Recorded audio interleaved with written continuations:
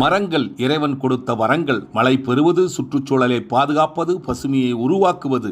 தற்போது லாபம் தரும் சந்தன மரத்தை பற்றி நாம் தெரிந்து கொள்ளப் போகிறோம். சந்தன மரம் இருக்குது இல்லைங்களா, சந்தன மரம் வந்து இன்சூரன்ஸ் இல்லாமல் இருக்குது இது வரைக்கும். ஸோ அந்த சந்தன மரத்துக்கு ஒரு காப்பீடு தேவைப்படுது.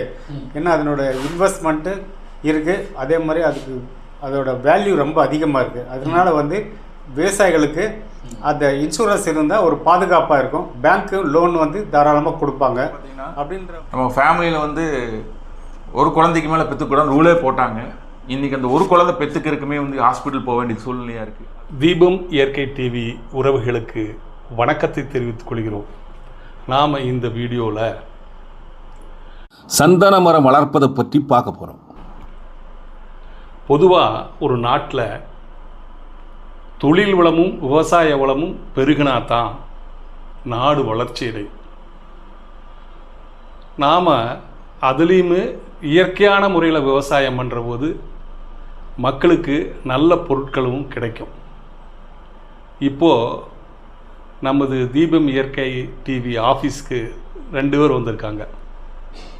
அவங்க இதில் 10 வருஷமாக இதை ஒட்டி நிறையா ஆய்வுகள் செஞ்சு ப்ராக்டிஸ் பண்ணி விவசாயிகளுக்கு சுற்றுச்சூழலுக்கு பாதகம் விளைவிக்காமல் எப்படி விவசாயத்தை அபிவிருத்தி பண்ணுறது, அதுவும் லாபகரமாக எப்படி பண்ணுறது அப்படிங்கிறத ஒரு திட்டமிட்டு, மேலும் சுற்றுச்சூழல் நல்லா இருக்கணும்னா மரங்கள் அவசியம்.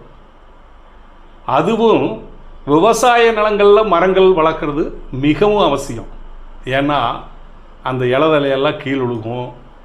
நிறையா நாம் போடுற கார்பன் டை ஆக்சைடை வாங்கிட்டு ஒரு மரம் 24 கார்பன் டை ஆக்சைடை சுத்தம் பண்ணி நம்ம சுவாசம் பண்ணுற ஆக்சிஜனாக நமக்கு திருப்பி கொடுக்குது. அந்தளவுக்கு சிறப்பு வாய்ந்த மரங்கள். அதுக்கு புதிதாக ஒரு ஸ்கீமை விவசாயிகளுக்கு அவங்க சொல்ல வந்திருக்காங்க. விவசாயம்னால நிறையா நஷ்டங்களை சந்தித்து மிகவும் சிரமப்பட்டிருக்காங்க. ஆனால் இவங்க எங்கிட்ட கன்சல்ட் பண்ணலேருந்து பார்க்கும்போது ஒரு விவசாயி நல்ல லாபகரமாக ஒரு தொழிற்சாலையில் உற்பத்தி பண்ணுற மாதிரி லாபகரமாக எப்படி பண்ணலாங்கிற ஒரு கருத்தை சொல்கிறாங்க. அங்கிருந்து திரு புத்தன் சார் வந்திருக்காங்க, திரு சிவகுமார் வந்திருக்காங்க. வணக்கம். வணக்கம். சொல்லுங்கள், உங்களுடைய திட்டம் என்ன? விவசாயிகளுக்கு எந்த மாதிரி ஆலோசனை சொல்கிறீங்க அப்படிங்கிறத நீங்களே நேரடியாக நேயர்களுக்கு சொல்லுங்கள். இன்னொருத்தரையும் அறிமுகப்படுத்திடுறேன். நேயர்களே, உங்களுக்கே தெரியும், இவர் என்னுடைய சன் சிவகுமார். இவர் கடந்த 10 வருஷமாக இயற்கை விவசாயம் எப்படி செய்கிறது, லாபகரமாக எப்படி செய்கிறதுங்கிறத நிறையா விவசாயிகள்கிட்ட போய் அறிமுகமாகி ஆலோசனை சொல்லி ரிசர்ச் எல்லாம் பண்ணி நிறையா இயற்கை விவசாயத்துக்கு டெவலப் பண்ணிகிட்ருக்காரு. விவசாயிகளுக்கு ஆலோசனை சொல்லிகிட்ருக்காரு. ஸ்டில் அப்படியே நம்ம கம்பெனிலேயுமே சில ஒர்க்கெல்லாம் பண்ணிக்குவார். எங்களுடைய நோக்கம் இயற்கை விவசாயம் விவசாயிகளுக்கு சொல்லி லாபகரமாக பண்ணி மக்களுக்கு நல்ல பொருட்களை, இயற்கையான பொருளை கொடுக்கணுங்கிறதுக்காக தான் இந்த அளவுக்கு அவர் செயல்பட்டுருக்காரு. அவர் எப்படி புத்தன் சார் கூட அறிமுகமானங்கிறத அவரே சொல்லுவார். சொல்லுங்கம்மா. வணக்கங்க. நான் ஏன் அக்ரிகல்ச்சர் துறையை வந்து நான் தேர்ந்தெடுத்தது என்னென்னா, உங்களுக்கு எல்லாத்துக்கும் தெரியும், என்னோடய அப்பா வந்து ஒரு இயற்கை ஆர்வலர். அவர் இயற்கை விவசாயம் மேம்படணும்னு சொல்லி பிளாஸ்டிக் பேப்பர் யூஸ் பண்ணக்கூடாதுன்னு சொல்லி கடந்த 20 வருஷமாக வந்து அவர் செயல்பட்டுருக்காரு. அவர் கூட போய் அந்த விவசாய நிலங்களில் பார்த்து அவங்களோட நிலையை பார்த்து அப்புறம் இதில் வந்து நம்ம ஏதோ ஒன்று பண்ணணுமேங்கிற ஒரு தோணல் வந்து எனக்கு ரொம்ப காலமாக இருந்துட்டு இருந்ததுங்க. அது மட்டும் இல்லை, இன்றைக்கி நம்ம சாப்பிடக்கூட உணவில் வந்து பார்த்திங்கன்னா நஞ்சு இல்லாமல் ஒரு பொருளும் கூட இன்றைக்கி நம்ம எடுத்து வைக்க முடியாது. இன்றைக்கி எல்லா பொருள்லையுமே நஞ்சு இருக்குது. அதாவது பூச்சியை சாகடிக்க ஆரம்பித்தாங்க, நோய் வந்து சரி பண்ணுறதுக்கு ஆரம்பித்தாங்க, கெட்டு போகாமல் இருக்கிறதுக்கு ஆரம்பித்தாங்க. இன்றைக்கி பார்த்திங்கன்னா ஒரு தக்காளி எடுத்திங்கன்னா ஒரு 15லேருந்து 16 வகையான கெமிக்கல் வந்து நம்ம ஒரு தக்காளியில் உருவாகிட்டு இருக்குது. ஒவ்வொரு உணவுப் பொருள்லையும் அப்படி சொல்லிகிட்டே போயிட்டுருக்கலாம். இதனால வந்து பார்த்தீங்கன்னா இன்றைக்கி வந்து பார்த்தீங்கன்னா மண் மலடாயிருச்சு, மனிதன் மலடாயிட்டாங்க. மனிதன் மலடாயிட்டாங்கன்னு சொல்லும்போது தான் பார்த்தீங்கன்னா முதல்ல வந்து பார்த்தீங்கன்னா நம்ம ஃபேமிலியில் வந்து ஒரு குழந்தைக்கு மேலே பெற்றுக்கூடாது ரூலே போட்டாங்க. இன்றைக்கி அந்த ஒரு குழந்தை பெற்றுக்கிறதுக்குமே வந்து ஹாஸ்பிட்டல் போக வேண்டிய சூழ்நிலையாக இருக்குது. அதுவும் 70-90% இன்றைக்கி வந்துச்சு. அன்றைக்கி ஜென்ரல் ஹாஸ்பிட்டல் மட்டும்தான் இருந்தது. இன்றைக்கி ஒவ்வொரு பாட்டுக்குமே வந்து ஹாஸ்பிட்டல் தனித்தனியாக ஸ்பெஷலிஸ்ட் வந்துட்டாங்க.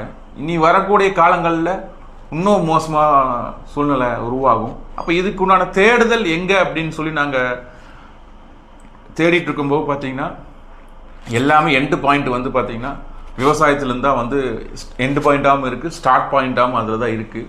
அப்போ அவங்க நிலையில் நான் இருந்து யோசிச்சு பார்க்கும்போது அவங்களுக்கும் வேறு வழி இல்லாமல் அவங்க ஒரு சூழ்நிலை கைதியாக இருந்து செயல்பட்டு இருக்காங்க பல வருஷமாக. பல விவசாயிகளோட குமுறல் இதில் இருக்குங்க. சரி, விவசாயிகளுக்கு யாரெல்லாம் எகெயின்ஸ்டாக இருக்காங்க அப்படின்னு ஒரு தேடுதல் வந்ததுங்க. விவசாயிகளுக்கு யாரெல்லாம் எகெயின்ஸ்டாக இருக்காங்கன்னு பார்த்தா இன்றைக்கி இருக்க சூழ்நிலையில் மண் வந்து விவசாயத்துக்கு சப்போர்ட்டிவாக இல்லைங்க. தண்ணி விவசாயிகளுக்கு சப்போர்ட்டிவாக இல்லை. ஏன்னா தண்ணியை பற்றி சொல்லி ஆகணும்னா மழை நீர் அப்படிங்கிறது தான் வந்து பெஸ்ட்டு குவாலிட்டி ஆஃப் அக்ரிகல்ச்சர் தேவை. அடுத்தது மழை நீரை சேகரித்து வச்சு மண்ணக நீர் நம்ம பயன்படுத்தணும். மண்ணக நீருக்கு அப்புறம் வந்து பார்த்திங்கன்னா போர் வாட்டர் வந்து நம்ம பயன்படுத்தவே கூடாது, அது விவசாயத்துக்கு சப்போர்ட்டிவே இல்லைங்க. ஆனால் இன்றைக்கி இருக்கிற சூழ்நிலையில் 95% போர் வாட்டர் நம்பி தான் விவசாயம் செய்யக்கூடிய நிலங்கள் பல இடத்துல இருக்குது இன்றைக்கி. அப்போ தண்ணியும் சப்போர்ட் கிடையாது.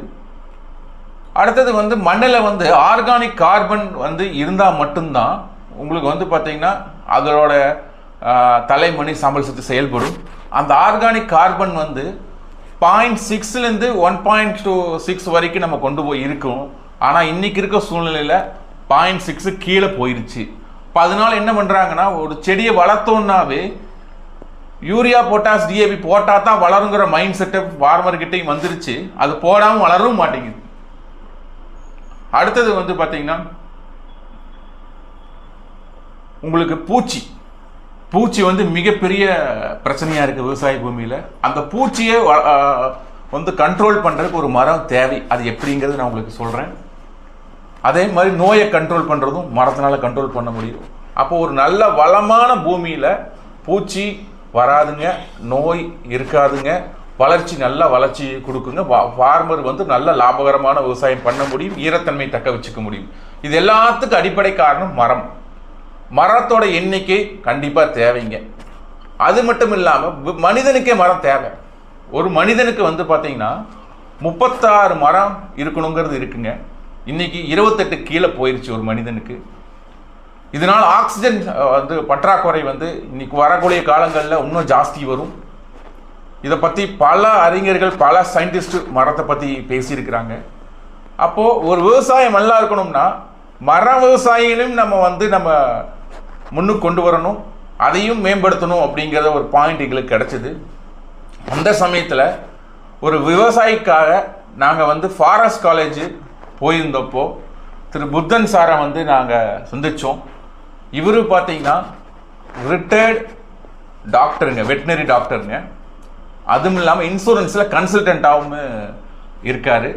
அவர் ட்ரீ பிளான்டேஷன் ட்ரைனிங் கொடுக்குறக்கா வந்தப்போ நான் ட்ரைனிங் எடுக்கிறக்கா போய் பார்த்தப்போ பார்த்தீங்கன்னா அவரை சந்தித்து நல்லா ஒரு 2-3 கான்வர்சேஷன் நல்லா நடந்தது. அதுக்கப்புறம் ரெகுலராக நாங்கள் பேச ஆரம்பித்தோம். இயற்கை விவசாயத்துக்கு ஏதோ ஒன்று பண்ணணுங்கிறத வந்து நாங்கள் பேசிகிட்டே இருந்தோம்.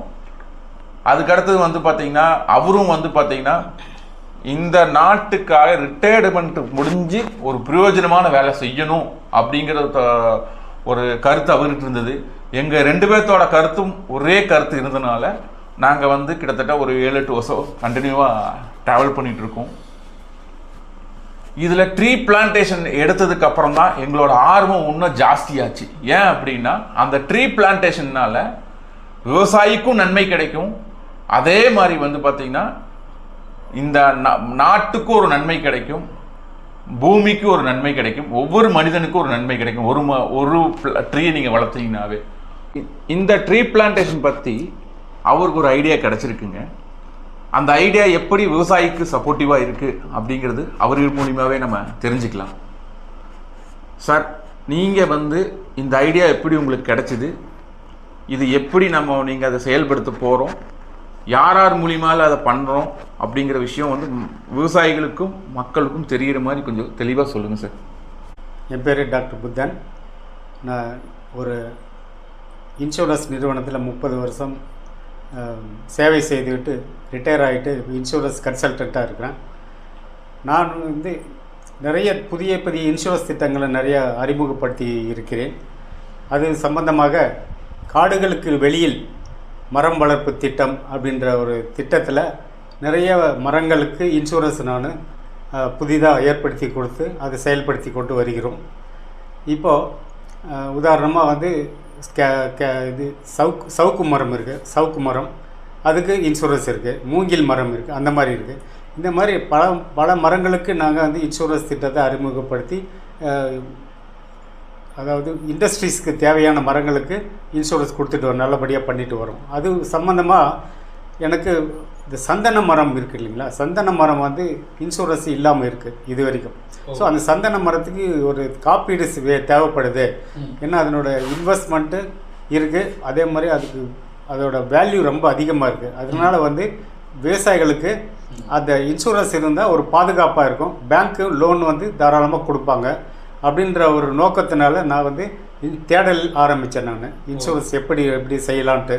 அது சம்மந்தமாக நான் பெங்களூரில் வந்து சாண்டல்வுட் சொசைட்டி ஆஃப் இந்தியான்னு ஒரு NGO இருக்காங்க. அவங்க வந்து 30-35 வருஷமாக இந்த சர்வீஸ் பண்ணிகிட்ருக்காங்க. அவங்க முழுமையாக வந்து சந்தன மர விவசாயிகளுக்கு மட்டுமே இவங்க சேவை செஞ்சுட்டு வந்துட்டுருக்காங்க. எப்படிலாம் வந்து சந்தன மரத்தை வளர்க்கணும், எப்படி லாபகரமாக வளர்க்கணும், எப்படி மார்க்கெட் பண்ணணும், இந்த மாதிரி வந்து அதே மாதிரி சந்தன மரத்துலேருந்து என்னென்ன உபப்பொருள்களை தயாரிக்கலாம், இந்த மாதிரி எல்லா வகையிலையும் அவங்க சர்வீஸ் பண்ணிட்டு வராங்க. அவங்கள நான் சந்திக்கிறதுக்கு ஏதுவாக இருந்தது. அவர்கள் மூலமாக எனக்கு தெரிஞ்ச விவரங்கள் வந்து மிக மிக ஆச்சரியமாக இருக்குது. நம்ம சந்தன மரம்ன்றது வந்து நாம் நினைக்கிறோம் அப்படியே விற்றா நல்லா காசு வரும் மட்டும்தான் நினைக்கிறோம். ஆனால் சந்தன மரத்தில் வந்து நிறைய பலன்கள் இருக்குது. உதாரணமாக சந்தன மரம் வந்து கேன்சருக்கு மருந்து இருக்குது. சந்தனத்தில் கேன்சருக்கு மருந்து இருக்குது. ஜுரத்துக்கு வந்து அதிகமாக வந்தால் கூட சந்தனத்தை உரைச்சி நம்ம நெத்தியில் போட்டோம்னா ஜுரம் குறைஞ்சிரும். இந்த மாதிரி நிறைய இருக்குது. உபப்பொருட்கள் நிறைய இருக்குது. கைவினை பொருட்கள் தயாரிக்கிறாங்க. ஈவன் இப்போ வந்து அது வாசனை பொருள் திரவியங்கள் தயாரிக்கிறாங்க. அப்புறம் வந்து இது வைன் கூட தயாரிக்கிறாங்க இதில். ஸோ அந்த மாதிரி வந்து நிறைய உபப்பொருட்கள் தயாரிக்கிறதுனால அதோட தேவைகள் அதிகமாக இருக்குது. உதாரணங்களாக தெரிஞ்சிருக்கும் சந்தன சோப்பு வந்து ரொம்ப காமனான ப்ராடக்ட். அந்த ப்ராடக்ட்டுக்கு வந்து சந்தனம் தேவைப்படுது. இப்போது இந்தியாவில் வந்து இருக்கிற சந்தனம் வந்து பத்தலைன்ட்டு வெளிநாட்டிலேருந்து நம்ம இந்தியாவில் இந்தியாவில் இருக்கிற ஃபேக்ட்ரிஸ்லாம் இறக்குமதி பண்ணுறாங்க. ஆனால் ஒரு உண்மையை எல்லாரும் தெரிஞ்சுங்க, சுமார் ஒரு 40-50 வகையான சந்தன மரங்கள் இருக்குது இந்த உலகத்தில். அந்த 50 வகையான சந்தன மரத்துலேயும் உலகத்திலே இருக்கிற பெஸ்ட் வெரைட்டி இந்தியன் வெரைட்டி தான். இது வந்து யாருமே மறுக்க முடியாத உண்மை. அது வந்து வேல்யூ அதிகமாக இருக்குது இன் டர்ம்ஸ் ஆஃப் ஃப்ராக்ரன்ஸ். அது மருத்துவ குணங்கள் அதிகமாக இருக்கிறது உலகத்திலேயே இந்தியன் சாண்டல்வுட் தான். அதை வெள்ளை சந்தனம்னு சொல்லுவோம், வெண் சந்தனம். அதை பற்றி தான் போய் பேசணும் நாம. அதனால் வந்து அதோட மார்க்கெட் ரொம்ப அதிகமாக இருக்குது, தேவைகள் அதிகமாக இருக்குது. இதை வந்து பயிர் பண்ணால் விவசாயிகளுக்கு நல்ல விலை கிடைக்கும். எதிர்காலத்தில் அவருக்கு பல மடங்கு அவர்களுக்கு லாபம் கிடைக்கும். இதில் இன்வெஸ்ட்மெண்ட் வந்து ரொம்ப மிக மிக குறைவு. ஆனால் அதில் ரிட்டர்ன் வருது பாருங்கள், அது வந்து 10,000 மடங்கு அதிகமாக இருக்கும். ஆனால் என்ன ஒரே ஒரு இதுன்னா அவங்க 7-8 வருஷம் மினிமம் வந்து வெயிட் பண்ணணும். ஆனால் அந்த 8 வருஷமும் கூட நம்ம வந்து இன்டர் கிராப்பிங் பண்ணலாம். அல்லது ஹோஸ்ட் பிளான்ட்டுன்னு இருக்குது, அதை வந்து பழமரங்கள் பூச்செடிகள் இந்த மாதிரி வச்சாலும், அல்லது இன்டர் கிராப்பிங்கில் தென்னை மரம் வைக்கலாம், சவுக்கு மரம் வைக்கலாம். இது மூலமாக வருஷம் நமக்கு இன்கம் கிடைக்கும். இந்த சந்தன மரம் வந்து 8 வருஷத்தில் நம்ம ஹார்வெஸ்ட் பண்ணலாம். ஆனால் பழைய முதல்லலாம் ஒரு 5-10 வருஷத்துக்கு முன்னாலெல்லாம் சந்தன மரம் ஹார்வெஸ்ட் பண்ணோம்னா அதுக்கு 15-20 வருஷம் வெயிட் பண்ணால் தான் அந்த குவாலிட்டி கிடைக்கும்.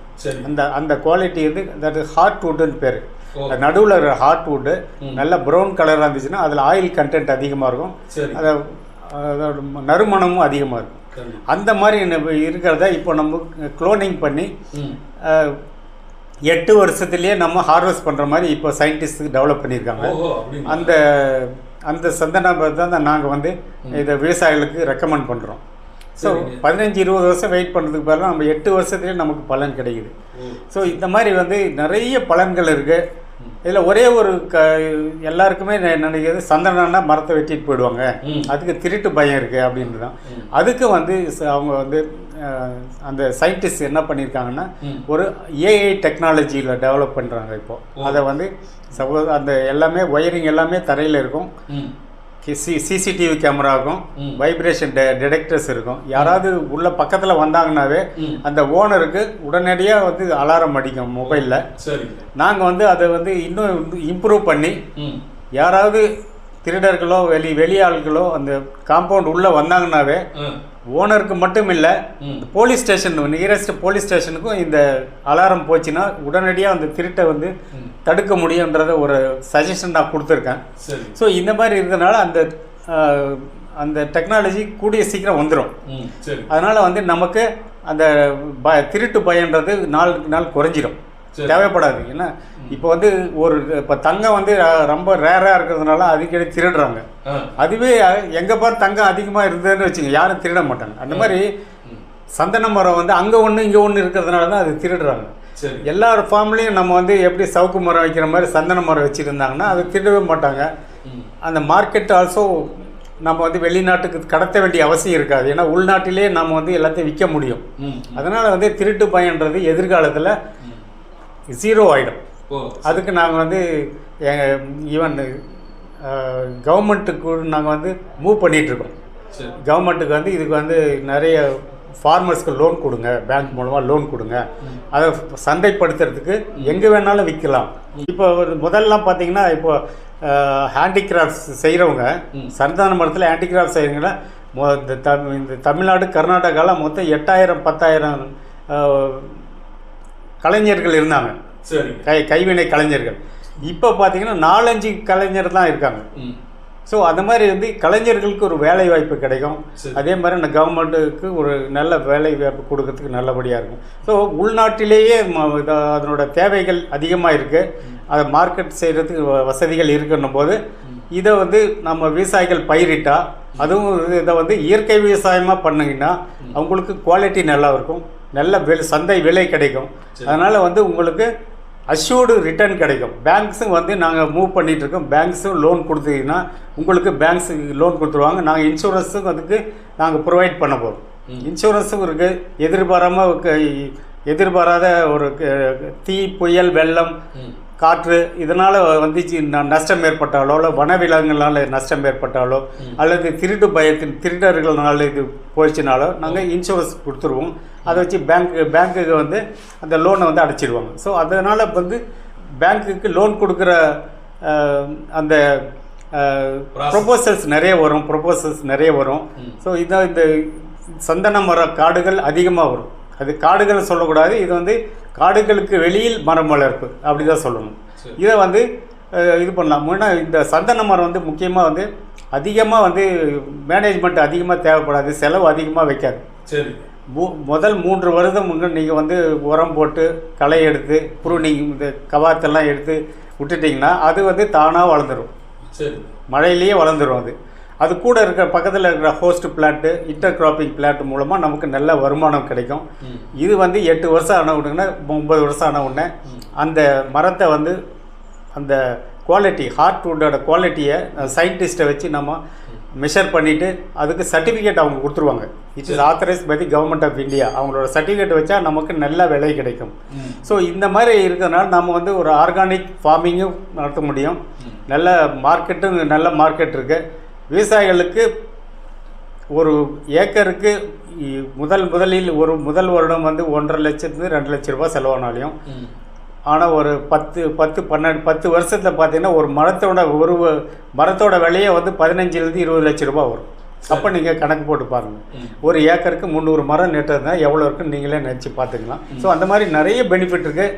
ஸோ இதை வந்து எதிர்காலத்தில் ஒவ்வொரு ஸ்டேட் கவர்மெண்ட்டும் அதற்கான வந்து சட்டத்திட்டங்களை தளர்த்திட்டுறதுனால வந்து எல்லாருமே வந்து யார் வேணாலும் வரப்பில் கூட இந்த மரத்தை நடலாம். ஒரு 10 மரம் நட்டிருந்தாங்கன்னா அவங்களுக்கு ஒரு 10 வருஷம் கழித்து எத்தனை லட்சம் வரும், எத்தனை கோடி ரூபாய் வரும்னு நீங்களே நினச்சி பாருங்கள். அதே மாதிரி ஒவ்வொரு வீடுகள் இருக்குது, பிளாட்டு போடுறாங்கள, அந்த வீடுகளில் வந்து ஒவ்வொரு வீட்டுக்கு 2 மரம் நடிச்சிருச்சிங்கன்னா 10 வருஷத்தில் பார்த்தீங்கன்னா அந்த 2 மரத்தோட வேல்யூ வந்து அந்த வீட்டோட வேல்யூவோட அதிகமாக இருக்கும். ஸோ அந்த மாதிரி வந்து இதோட வேல்யூ அதிகமாகிட்டு இருக்கு. நிறைய இருக்குது. Indian variety is the best variety. நல்ல உலகம் பூரா அதுக்கு வந்து டிமாண்ட் இருக்குது. நாம் இந்தியாவில் மட்டும் இல்லை, வெளிநாட்டுக்கு ஏற்றுமதி செய்யறதுக்கு நிறைய வாய்ப்புகள் இருக்குது. அதனால் விவசாயிகளுக்கு ஒரு உறுதியான ஒரு நல்ல வருமானம், பெருத்த வருமானம் கொடுக்கறதுக்கு இந்த சந்தன வளர்ப்பு சந்தன மரம் வளர்ப்பு உதவி செய்யும்ன்றதை நான் தெரிவிக்க விரும்புகிறேன். சார் 8 வருஷம் 9 வருஷம் ஆகுங்கிறீங்க. அது வரைக்கும் விவசாயிகளுக்கு பேங்க் லோனு வாங்கி கொடுக்க முடியுமா? அப்படி பேங்க் லோனுக்கு போனால் விவசாயிகள் என்னென்ன சப்மிட் பண்ணணும்? இந்த மரங்களுக்கு இன்சூரன்ஸ் கிடைக்குமா? அது எப்படிங்க? இப்போ பேங்க் வந்து லோன் கொடுக்கறது அதுக்கு ஒரு பேசிஸ் இருக்குது. உதாரணமாக 10 லட்ச ரூபா லோன் கொடுக்குறாங்கன்னா அதுக்கு நாம் ஒரு கொலாட்ரல் செக்யூரிட்டி கொடுக்கணும். அதாவது அந்த பணம் கட்ட முடியலன்னா அந்த வேறு சோர்ஸில் வந்து பேங்க் வந்து பணத்தை ரெக்கவர் பண்ணுவாங்க. அதுதான் வந்து கொலாட்ரல் செக்யூரிட்டி. அந்த மாதிரி இருந்ததுன்னா பேங்க்ஸ் வந்து தாராளமாக எல்லாருக்கும் லோன் கொடுப்பாங்க. எல்லா விவசாயினாலேயும் வந்து 5 லட்ச ரூபா 10 லட்ச ரூபாய்க்கு செக்யூரிட்டி கொடுக்க முடியாது, ப்ராப்பர்ட்டி இருக்காது. அப்படிப்பட்டவர்களுக்கு ஒரு செக்யூரிட்டியாக இன்சூரன்ஸ் பாலிசி இருக்கும். ஏன்னா இன்சூரன்ஸ் பாலிசி என்னன்னா எதிர்பாராத ஒரு விபத்தினாலோ நோய்களினாலோ மரங்களுக்கு ஏதாவது நஷ்டம் ஏற்பட்டால் அந்த விவசாயி அதனால் வந்து அவருக்கு நஷ்டம் ஏற்படுது, சந்தைப்படுத்த முடியாது. அந்த நேரத்தில் வந்து அவருக்கு பேங்க் லோன் ஒரு பக்கம் இருக்கும், அந்த சுமை ஒரு பக்கம் இருக்கும். அப்படிப்பட்ட நேரத்தில் வந்து இன்சூரன்ஸ் கம்பெனி என்ன பண்ணுவாங்கன்னா அந்த இன்சூரன்ஸ் பண்ண காரணத்துக்காக அந்த நஷ்டம் ஏற்பட்டிருந்ததுன்னா அந்த பணத்தை வந்து பேங்க்குக்கு டைரெக்டாக கொடுத்துருவாங்க. ஸோ விவசாயி வந்து அந்த கடன் சுமையிலேருந்து விடுபட்டுருவார். மேலும் கடன் வாங்குறதுக்கு அது வசதியாக இருக்கும். ஸோ இன்சூரன்ஸ் பாலிசி தான் வந்து அது பேங்க்குக்கு ஒரு கொலாட்ரல் செக்யூரிட்டியாக இந்த ப்ராப்பர்ட்டிக்கு நாங்கள் கொடுக்குறோம். அதனால் பேங்க்ஸ் வந்து தாராளமாக இந்த லோன் கொடுக்கறதுக்கு அவங்க முன் வருவாங்க.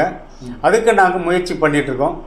இன்சூரன்ஸ் ரெடியாக இருந்ததுன்னா உடனே நாங்கள் வந்து நபார்டு அல்லது கவர்மெண்ட் ஆஃப் இந்தியாவில் மூவ் பண்ணி இந்த மாதிரி பாதுகாப்புக்கு நாங்கள் கொடுக்குறோம், அதுக்கு நீங்கள் லோன் கொடுங்க, நிறைய ஃபார்மர்ஸ் தேவைப்படுது இந்த லோன்னு நாங்கள் சொல்லி அது கட்டாயம் வந்து ஏற்கனவே இந்த சப்ஜெக்டை பற்றி டாப் லெவலில் எல்லாம் பேசிகிட்டு தான் இருக்காங்க, சயின்டிஸ்ட்லாம் பேசிகிட்டு தான் இருக்காங்க. அது கட்டாயம் வந்து கூடிய சீக்கிரத்தில் அது நடக்கும். ஆனால் விவசாயிகளுக்கு கடனை பற்றி கவலைப்பட வேண்டியதில்லை. அவங்களுக்கு தாராளமாக மற்ற விவசாய கடன் எப்படி இருக்குதோ அதே மாதிரி இதையும் இவங்களுக்கு வாங்குறதுக்கு அவங்களுக்கு ஏதுவாக இருக்கும். சரி சரி.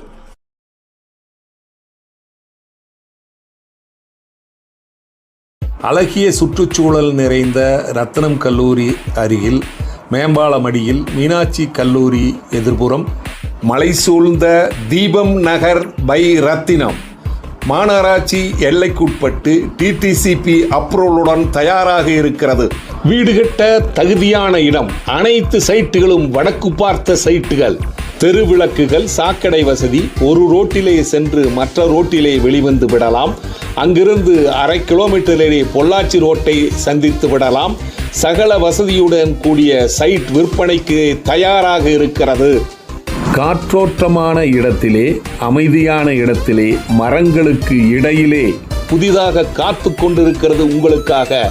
இதுபோல் இடம் கிடைப்பது மிக அரிது. தேவைக்கு முன்பணம் செலுத்தி புக் பண்ணுங்கள். தீபம் நகர் பை ரத்தினம். தொடர்புக்கு 9894787369. வீடு கட்ட தேவையான லோன் 90% வாங்கித்தர தயாராக இருக்கிறோம். உடனே தொடர்பு கொள்ளுங்கள். உங்கள் வீடு உங்கள் கையில். தீபம் நகர் பை ரத்தினம்.